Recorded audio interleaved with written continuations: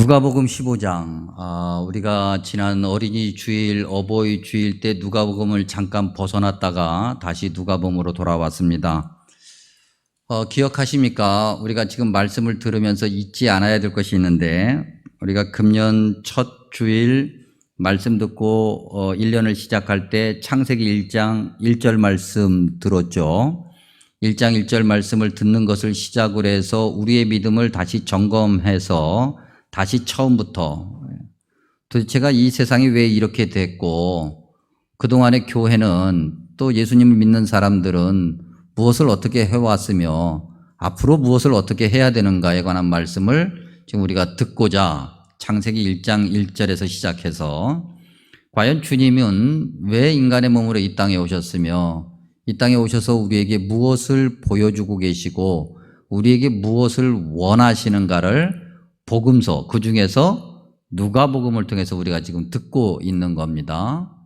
그런 어떤 말씀의 흐름, 그런 것을 우리가 좀 기억하면서 누가복음 오늘 15장 말씀, 이 15장 말씀과 16장 말씀을 앞으로 몇 주간에 걸쳐서 나눌 건데요. 15장 1절에서 32절 중에서 오늘 우리는 1절에서 10절 말씀, 그걸 봅니다. 15장 전체의 구조라고 할까요? 그걸 우리가 조금 잠깐 확인하면 말씀을 읽고 이해하는 데 좀 도움이 되기 때문에 잠깐 한번 확인해 보면요. 여러분들이 가지고 계신 성경책의 출판사가 출판할 때 친절하게 제목을 다 달아 놓았는데 조금 더 자세히 한번 들여다보죠. 15장 1절과 2절은 어떤 한 사건을 이야기합니다. 그 사건의 내용이라고 하는 것이 세리와 죄인들이 말씀을 들으려고 예수님께 가까이 나아오니까 바리새인과 서기관들, 내내 바리새인들인데 바리새인들이 수군거리면서 뒤에서 비아냥하고 어떻게 보면 비난하는 그런 사건이 1절과 2절에 있었고, 그 다음에 이제 3절부터는 세 개의 비유가 연거푸 나타납니다. 그래서 3절에서 7절은 여러분들이 가지고 계신 대부분의 성경 그 위에 제목이 잃은 양을 찾은 목자 비유라고 했던 그 잃은 양에 관한 내용이 등장하고, 8절에서 10절은 잃어버린 드라크마, 동전 하나, 드라크마의 가치가 어느 정도냐, 그건 우리가 중요하게 생각할 필요가 없어요. 그냥 동전, 어떻게 보면 조금은 가치가 좀 약한 그런 동전이다라고 생각하면 될 것 같은데, 비유의 흐름상. 그래서 제목을 어떻게 붙였냐면 잃은 드라크마라고 붙어 있는 8절에서 10절 내용이 있고, 11절에서 32절까지는 길지만 잃은 아들을 되찾은 아버지의 비유라고 할 때 잃은 아들이라고 하는 제목이 붙어 있는 비유가 등장을 합니다. 우리가 금방 제목을 통해서 봤던 것처럼 사건이 있고 난 다음에 연거푸 등장하는 세 개의 비유의 공통점을 찾으라고 하면 잃어버렸다라고 하는 것에 있죠. 그러니까 잃어버렸다라고 하는 여기에 오늘 주님의 아주 메시지, 주님의 아주 귀한 관심이 그 안에 있다라고 하는 거죠. 이런 이제 구조만 봐도 말씀의 의도를 우리가 분명히 좀 어느 정도 확인하게 되는데, 그 중에서 이제 1절과 2절 어떤 사건이 있었기 때문에 비유가 나온 거니까 그 사건을 한번 보면 복음서 전체가 다 그런데요. 특별히 누가복음은 뭔가 의도한 것이 분명하게 보일 정도로 예수님과 바리새인들, 내내 바리새인이라고 되어 있지만 사실은 그 뒤에 있는 대제사장들, 서기관, 그다음에 사두개인들, 소위 예수님에게 어떻게 보면 꾸중을 듣는, 혼나는 그런 사람들이 다 그 뒤에 포함되는 건데, 어쨌든 바리새인이라고 표현되는 그 바리새인들과 예수님과는 하여튼 처음부터 끝까지 다 적대 관계죠. 대립해요. 충돌합니다. 근데 누가복음이 그걸 의도적으로 아주 강하게 모아서 표현하고 있는데, 적어도 우리가 지금 15장 나누고 있는데 11장에서부터만 보더라도, 특별히 11장 42절 이하에 보면 화 있을진저 너희 바리새인이여라고 시작하면서 예수님께서 바리새인들을 향해서 공격의 포문을 여실 때 굉장히 강력한 표현을 쓰시죠. 화 있을진저. 이건 뭡니까 여러분? 아주 욕 중에서도 쌍욕을 예수님이 하신 거예요. 바리새인들을 향해서. 그리고 한마디로 얘기하면 이 저주받을 녀석들아 라고 하는 느낌이라고 해도 틀리지 않아요. 화 있을진저.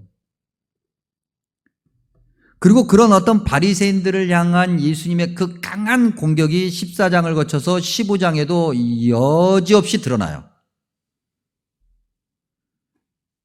조금 이따도 우리가 한번 다시 보겠습니다만 14장 우리가 어린이주일 직전에 나눴던 말씀 본문에 의하면 14장 1절에서 6절에 어떤 사건이 있었고요. 그 다음에 7절 이하에서 예수님께서 비유로 바리새인들을 공격하면서 주님의 메시지를 전달하는 내용이 있어요.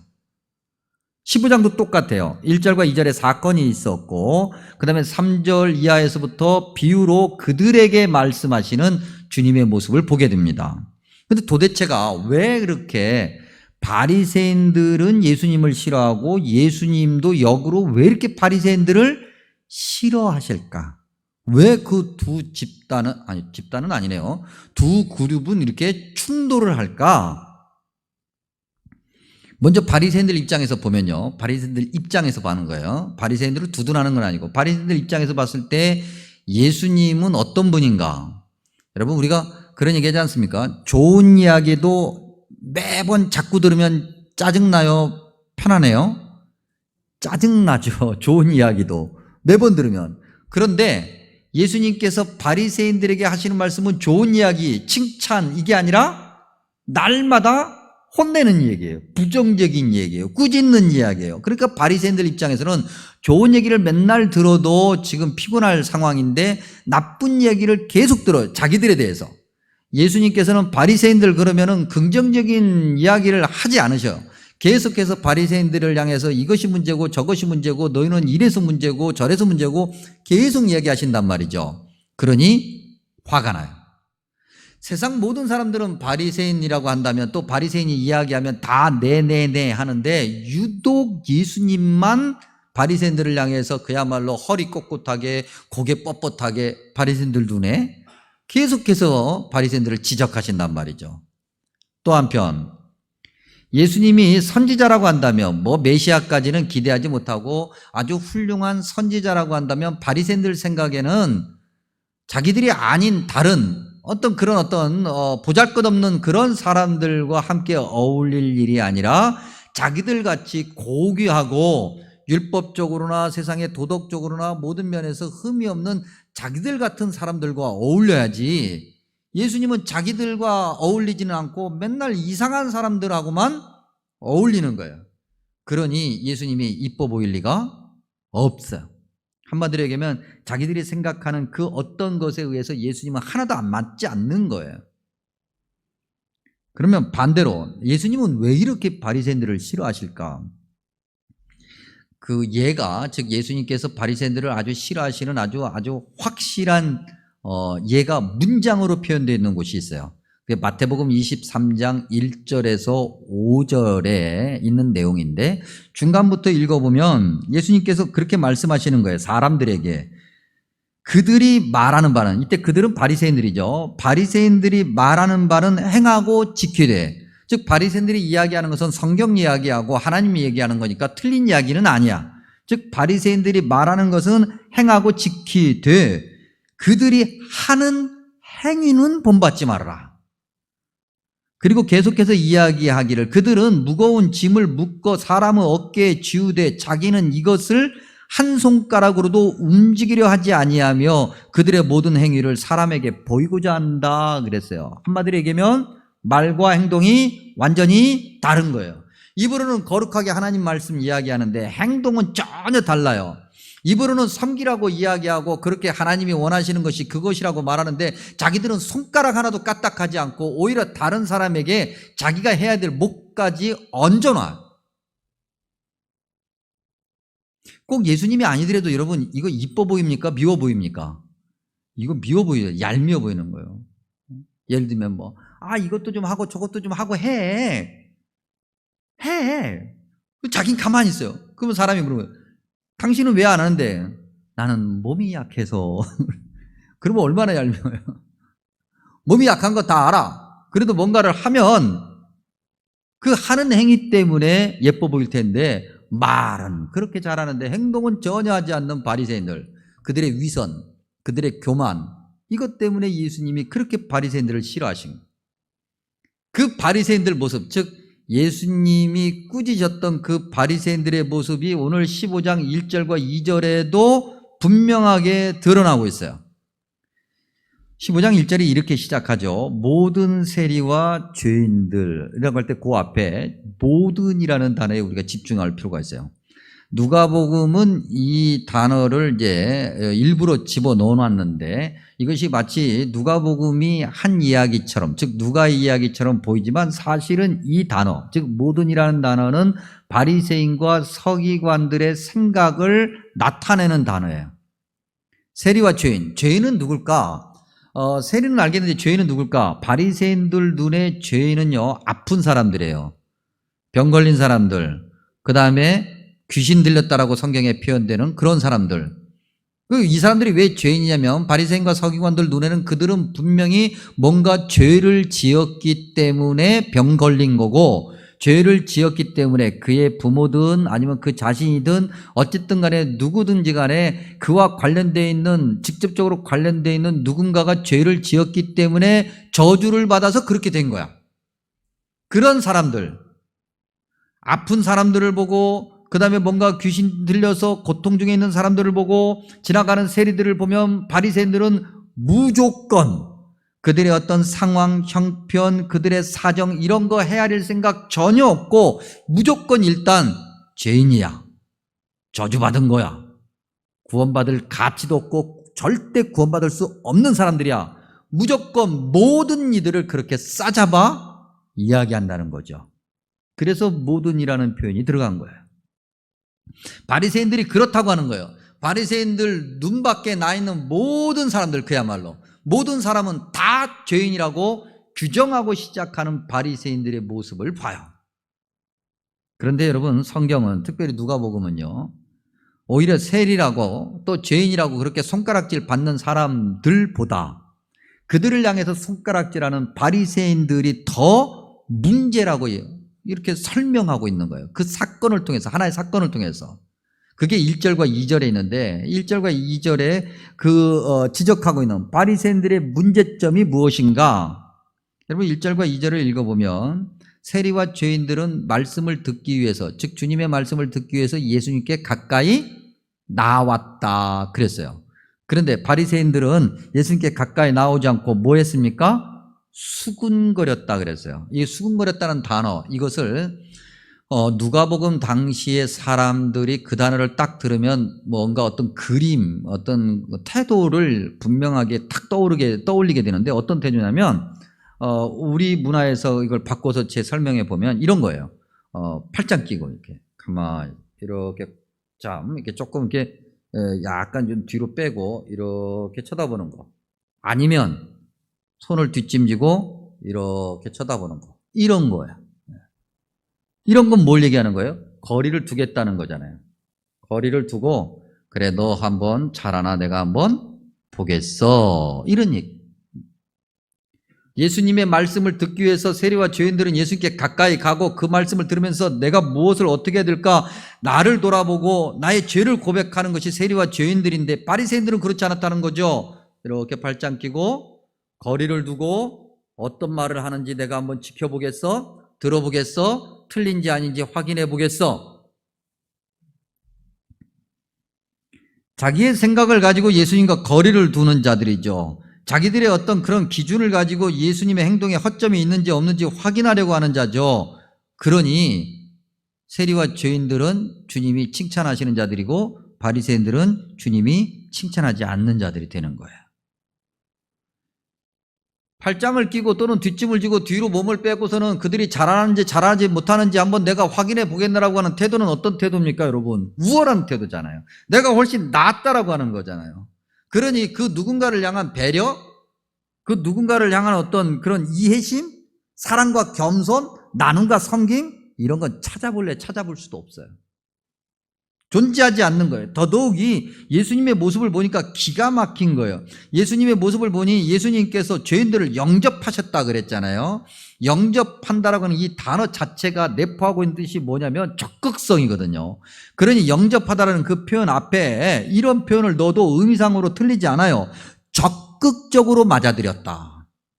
그리고 음식을 같이 먹는다라고 하는 표현 앞에는요, 즐거운 마음으로라고 하는 그런 표현을 넣어도 의미상 문제가 되지 않아요. 적극적으로 예수님께서 바리새인들이 미워하고 정죄한 세리와 죄인들을 맞아들이고 그들과 함께 밥 먹는 예수님의 모습이 즐겁고 행복했고, 반대로 바리새인들은 절대 그들과 함께 밥 먹을 생각도 없고 그들을 맞아들일 생각도 없고, 그러니 예수님은 늘 문제 있는 사람이고 그들 눈에 그들은 항상 의로우니까, 자기들은 항상 의로운 거예요. 율법적으로 보아도 흠이 없고 영적으로나 사회적으로나 도덕적으로 완벽하니까, 그래서 늘 남에 대해서는 이러쿵저러쿵 이야기를 하는데 자기 자신을 돌아보지는 않고 자기의 죄를 고백하지는 않아. 그런 바리새인들의 모습을 1절과 2절이 드러내면서 이러니 예수님이 칭찬하실까? 근데 여러분 생각해 보면요, 이 세리와 죄인이라고 하는 사람들, 그 다음에 이 사람들을 정죄한 이 바리새인들, 이 다 유대인들이에요. 그렇죠? 다 하나님의 백성이라고 하는 사람들이에요. 혈통적으로 유대인들이고 이스라엘 사람들이고 다 하나님의 백성이라는 사람들이에요. 근데 하나님의 백성이라는 사람들 가운데 둘로 나뉘는 거죠. 하나는 주님의 말씀을 듣고자 가까이 가는 자들과, 그렇지 않고 팔짱 끼고 너 잘하나 내가 보자 라고 하는 두 부류로 나누는 거예요. 이 말씀을 들으면서 오늘 저와 여러분은 어떤 우리의 믿음의 모습을 봐야 되겠습니까? 우리가 다 교회 공동체 안에 있어요. 다 예배를 드려요. 그런데 어떤 이는 하나님의 말씀을 들으려고 가까이 가면서 그 말씀에 비추인 나 자신을 보고 하나님께 부끄러움으로 죄를 고백하고, 어떤 이는 앉아서 그래 오늘 무슨 얘기하는지 한번 보자. 오늘 우리 안에 바리새인 같은 모습은 없는가 확인해 봐야 되겠죠. 그리고 이제 비유가 등장해요. 3절에. 여러분 아까도 얘기했던 것처럼 이 3절을 읽어보면 예수께서 그들에게 이 비유로 말씀하셨다. 여러분 14장 7절에도 똑같은 표현이 있어요. 그들에게 비유로 말씀하셨다. 이때 그들은 바리새인들이에요. 즉 다시 바꿔 가면 이 비유의 1차 대상, 그건 바리새인들이에요. 잠깐 이 비유가 뭔지 한번 보죠. 비유. 여러분 이제 예를 들면 비유라고 하는 것은 이제 비유를 말하는 사람과 그 비유를 듣는 사람들 사이에서는 설명이 필요 없는 거예요. 뭔가 메시지를 전달하기 위해서 가장 효과적인 어떤 수단, 그게 비유예요. 이제 예를 들면 우리말에 이게 종종 저와 여러분이 말씀 나눌 때 이게 제가 종종 썼던 표현인데, 뭐 요즘에도 그런 표현을 쓰는지 모르겠습니다만 옛날에 무슨 편지 쓸 때 사랑하는 여인한테 그런 얘기 하잖아요. 뭐 그대 눈은 뭐 호수 같고 뭐 맑고 뭐 별같이 빛나고. 여러분 사람 눈이 막 별처럼 막 그렇게 생겨가지고 빛나고 막 호수같이 생겼으면 그건 다 기형이라니까요. 그렇죠. 근데 그렇게 표현하잖아요. 그럼 뭐 입술이 아주 예뻐, 막 붉게 막 그렇고 그렇고 뭐 립스틱도 예쁘게 칠했으면 뭐라고 표현해요? 그 입술이 어떤 입술이라고요? 앵두 같다. 그래서 사람 입술에 앵두같이 생겨보세요. 이상하네. 근데 다 앵두 같다고 표현하잖아요. 뭐 피부가 하얗으면 막 어쩜 그렇게 백옥 같냐고 얘기하고 뭐. 근데 우리는 그 비유에 토를 달아요, 안 달아요? 안 달잖아요. 다 걸릴 건 걸르고 들을 건 듣고 무슨 얘기를 하려고 하는구나 라고 하는 걸 금방 알아. 비유는 그런 거예요. 주님께서 이 비유를 말씀하실 때 누가복음 이 여기 본문에 등장하는 사람들과 누가복음을 처음 들었던 1차 독자 청중들은 이 비유에 다른 설명이 필요 없어요. 비유를 딱 들으면 이게 지금 무슨 말이고 앞뒤가 무엇이고 이 메시지가 어디를 향하고 있으며 무슨 말을 하려고 하는지를 금세 알아. 설명이 필요 없을 정도로. 그런데 우리는 시간과 공간이 다르기 때문에 이걸 좀 설명을 해야 돼요. 메시지, 비유 안에 담겨지는 메시지는 뭘까? 우리가 지금 비유가 15장 안에 3개가 지금 연거푸 등장한다고 그랬는데, 마지막 거는 우리가 다음 주에 볼 거니까, 먼저 앞에 2개를 통해서 보면, 크게 3가지 주제가 그 안에 담겨져요. 첫 번째는요, 잃어버렸다라고 하는 그 표현 안에서 발견되는 긍휼함이에요. 긍휼함. 3절에서 7절 잃어버린 양 이야기가 나오죠. 여러분, 잃어버린 양은 어떤 양일까? 5절과 6절에 보니까 목자가 그 잃어버린 양을 찾고 난 다음에 그 다음에 어떻게 하고 온다고 그랬어요? 어깨에 맨다 그랬어요. 어지간한 성인 남성 무슨 아주 그냥 엄청난 어떤 장사가 아닌 이상 여러분 그 다 큰 양을 어깨에 탁 메고 그렇게 걸어오기는 어렵습니다. 그것도 지금 잃어버린 양이니까 막 사방 그 저 깊숙한 곳까지 찾아다닌 거잖아요. 먼 거리에서 어깨에 메고 온 거예요. 그러니 이 양은 어린 양일 가능성이 아주 높아요. 당시 누가복음 당시 이 비유를 들은 사람들은 어린 양이네. 그리고 어깨에 맸어. 다쳤네. 연약한 거예요. 연약한 거예요. 연약해서 건강하지 못해서 무리를 따라가지 못해서 뒤처진 그러한 자를 향한 긍휼함. 8절에서 10절은 뭡니까? 여러분, 드라크마의 가치가 어느 정도냐? 이건 중요하지 않아요. 이 드라크마라고 하는 것이 비유에 등장하는 것은 그만큼 가치가 작다. 그 얘기를 하는 거죠. 가치가 별로 없어요. 여러분, 요즘에 500원짜리 집에서 잃어버리면 밤새도록 후레쉬 켜고 찾습니까? 아니면 그냥 500원 내버려 둬라 그렇게 합니까? 찾나요? 우리 그렇게 살지는 맙시다. 500원 정도 우리는 늘 주머니에 한 5억 정도는 들고 다니잖아요. 그러죠? 근데 500원 정도야 주머니에 5억 없으세요? 그렇게 사시기를 주의 이름으로 축복합니다. 가치가 없는 거예요. 작은 거, 연약한 거, 보잘것없는 것, 아무것도 아닌 것. 근데 그런 것들을 향한 긍휼함. 다음 주에 보겠습니다만은 소위 우리가 얘기하는 그 돌아온 탕자의 비유에서 보면 무책임하고 방탕해서 용서받을 가치가 없다라고 평가되는, 그래서 잃어버린 아들이라고 평가되는 그러한 자가 돌아왔을 때 그를 맞이하는 긍휼함. 이 긍휼함을 주님은 원하시는데 바리새인들 마음에는 그 긍휼함이 없어요. 안타까워하는 마음이 없어요. 어떻게 내가 뭘 도와줄까? 뭘 해주면 저 사람이 좋아할까? 그런 마음이 없어. 또 하나 이 비유 안에 담겨지는 메시지 또 하나는요, 관심이 어디에 있느냐는 거예요. 관심이. 이건 숫자 계산을 통해서 확인하게 되는데, 잃어버린 양 1마리와 99마리의 양, 잃어버린 동전 하나와 가지고 있는 동전 나머지 9개, 1대9로 이렇게 표현을 한다고 하면 단순하게 과연 사람들의 관심은 9에 있을까 1에 있을까? 자, 이제 한번 질문을 던질 테니까 여러분 대답해 보십시오. 세상에 저와 여러분 빼고 세상에 10명이 있어요. 근데 9명이 다 오른쪽으로 가. 1명만 왼쪽으로 가요. 그러면 저와 여러분의 마음은 오른쪽으로 가고 싶겠어요? 왼쪽으로 가고 싶겠어요? 왼쪽이에요? 오른쪽이에요? 일반적인 사고방식을 가지고 있는 분이라면 오른쪽으로 가고 싶어 하죠.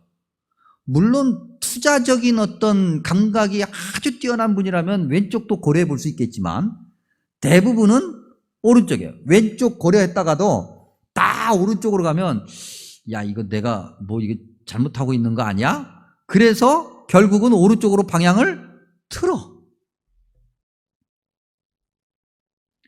사람들이 다 생각하고 바라고 원하고 가지고 싶어하고 누리고 싶어하는 그것을 우리도 누리고 싶어하고 가지고 싶어하죠. 그런데 주님은 그것이 아니라 즉 세상적인 방법, 세상적인 계산, 세상적인 가치관부터가 아니라 주님이 원하시는 그 하나에 관심을 두라고 말씀하시는 거예요. 그것이 바리새인들에게는 없어요. 입으로는 다 하나님 말씀 이야기하고 다 했는데 그들 마음속에는 세상에 관심을 두는 그 절대 다수 세상이 누리고 싶어하는 것에 그들의 마음도 거기에 있다. 생각해 보면요, 99마리를 들에 두고서는 뭐 어차피 그 한 마리는 죽을 거야. 들에 있으나 여기 있으나 몸 약해서 죽을 건데 그거 한 마리 찾으려고 한다는 건 어리석은 거예요. 동전 하나 찾으려고 뭐 오늘날처럼 뭐 후레쉬 켜고 이렇게 찾는 게 아니잖아요. 이 기름잔, 등잔불을 들고 잘못해서 찾다가 엎어져 가지고 그거 쏟아지면은 온 집을 다 태울 거예요. 어리석은 거예요. 사람들이 어리석다고 생각하는 그것엔 관심이 없어요. 근데 주님은 사람들이 어리석다고 생각하는 것에 관심을 가져요. 또 하나 이 비유에서 우리가 볼 수 있는 메시지는 벗과 이웃을 불러 모으고 함께 즐기자라고 하는 잔치 참여에 있어요. 6절과 9절에 동시에 그 동일하게 반복되는 이 표현 말입니다. 벗과 이웃은 누구예요? 주님의 벗, 주님의 친구, 주님의 이웃이잖아요. 그리고 불러 모을 때 갈만한 자격이 있어야 되고 그 다음에 함께 즐기는 건 뭐예요? 주님께서 베푸신 잔치에 참여하는 거예요. 즉 바꿔 얘기하면 주님의 잔치에 참여할 자격을 가진 사람이 누구냐? 그건 지금까지 비유를 통해서 우리가 확인해 본 바에 하면 그 하나에 관심을 가진 자들, 바꿔 얘기하면 주님의 마음을 가진 자들이, 그런 국률함을 가진 자들이 결국 주님의 친구가 되고 주님의 이웃이 되어서 주님 잔치에 함께 할 수 있는 거예요. 근데 이 바리새인들이 그럴 자격을 갖지 못했다고 하는 거죠. 벗과 이웃이 될 수가 없었어요. 왜 그런가? 그들은 생각하는 거죠. 들에 아홉 마리를 두고 한 마리를 찾는다는 게 말이 안 되는 거야. 들에 둔 99마리는 결국 자기 자신들을 이야기하는 거예요. 여러분, 들에 뒀다라고 하는 것을 우리가 오해하면 안 됩니다. 들에 뒀다니까 들판에 내버려 뒀다, 그런 의미가 아니에요. 목동들이, 이게 비유라고 그랬잖아요. 누가복음 당시 사람들이 딱 듣기는 이게 무슨 말인지 금세 알아요. 목동들이 양이 모두 몇 마리인가를 셀 때는 두 가지 경우예요. 하나는 양을 내보낼 때, 하나 둘 셋 넷, 모두 100마리가 나가는구나. 들어올 때, 또 하나는 들어올 때, 즉 우리에 집어넣을 때, 들판이라고 표현되어 있지만 안전하게 우리가 딱 쳐진, 울타리가 쳐져 있는 안전한 곳으로 양을 들여보낼 때, 저녁이 다 되었을 때, 해가 뉘엿뉘엿 질 때 양을 세어보니 한 마리가 없어. 그 한 마리는 약한 자, 연약한 자. 99마리는 건강하게 안전하게 우리에 들어와요. 그러면 우리에 들어온 99마리 된 사람들은 감사해야죠. 주인이 나를 잘 이끌어 주셔서 내가 오늘 하루도 잘 보내서 이렇게 안전하게 쉴 수 있는 곳으로 왔으니 감사해야죠. 근데 감사가 없어요. 감사가 없어요. 감사가 없고 그저 불평과 불만을 내세우는 거예요. 그러니 그 불평과 불만이 주인을 향하죠. 주인을 비판하게 되는 거예요. 여러분, 우리가 다음 주에 볼 돌아온 탕자 비유에서 첫째 아들이 어떻게 합니까? 돌아온 그 아들을 맞이하는 아버지를 첫째 아들이 비난하잖아요. 감사가 없어요. 자기가 그렇게 첫째 아들로서 그렇게 부모와 함께 잘 먹고 잘 살 수 있었다는 것에 대한 감사가 없으니 불평과 불만이 싹트게 되고 그 불평과 불만을 누가에게 쏟아내야 될 텐데 그 쏟아내는 대상을 주님으로 삼아요. 어리석은 거죠, 여러분. 그래, 주님께서 나를 이렇게 이끌어 주셔서 오늘 하루도 잘 지내게 해주셨고 이렇게 편안하게 잠자리까지 이끌어 주셨으니 참 감사하다. 근데 어떻게 그 한 해는 어떡한데 주님이 찾으러 가셨으니 꼭 찾아오시기를 바라요. 어떡하지? 이런 마음 정도는 가져야 될 거 아니에요. 근데 그렇지 않아요. 그러니 자기 자신을 뭐라고 생각하냐면 7절의 표현대로 하면 회개할 것이 없다라고 생각하는 거죠. 내가 무슨 문제인데? 걔가 문제지. 지가 못나서 그런 거지. 지가 어리석어서 그런 거지. 근데 그 잃어버림을 당한, 즉 잃은 양이라고 우리가 관심을 두는 그 양은 자기 자신을 뭐라고 얘기합니까? 나는 너무나도 부족해. 내가 어리석어도 길을 잃어버렸어. 나같이 가치 없는 자는 아무도 찾지 않을 거야. 다 내 잘못이야. 내 잘못이야. 마치 돌아온 탕자처럼 말이죠.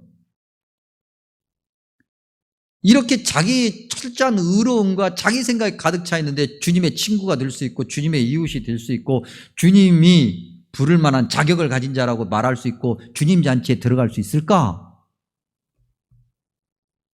저와 여러분이 예수님을 믿는 사람들입니다. 그리스도인들입니다. 우리가 대단해서 의로운 자가 된 것이 아니에요. 여러분 출애굽기 19장 1절에서 쭉 말씀을 읽다 보면 3절 지나 4절 지나 6절까지 5절 지나 6절까지 가는데 특별히 출애굽기 19장 말씀 계속해서 읽어보면은 결국 하나님께서 우리를 이끌어 주셔서 그렇기 때문에 하나님 말씀을 잘 듣는 자가 되어 하나님의 거룩한 제사장이 되어야 된다. 하나님의 은혜가 먼저예요. 그 하나님의 은혜를 모르고 말이죠. 아주 우리가 대단한 것처럼 그러면서 하나님 말씀을 귀로는 듣는데 마음으로 듣지 않고 그렇게 그냥 남에게만 말씀을 적용시키지 나 자신은 아무런 변화도 하지 않는 그러한 어리석음과 교만함은 마지막 그날의 주님 잔치에 참여할 수 없다. 저와 여러분이 가지고 있는 바리새인의 모습이 무엇인가를 확인해 보는 시간이 되기를 바랍니다. 오늘 말씀을 들으면서 특별히 5절과 6절 주님의 마음을 다시 한번 확인해 봅니다. 또 찾아낸 즉 즐거워 어깨에 메고 집에 와서 그 벗과 이웃을 불러 모으고 말하되 나와 함께 즐기자 나의 잃은 양을 찾아내었노라. 아멘. 기도하겠습니다.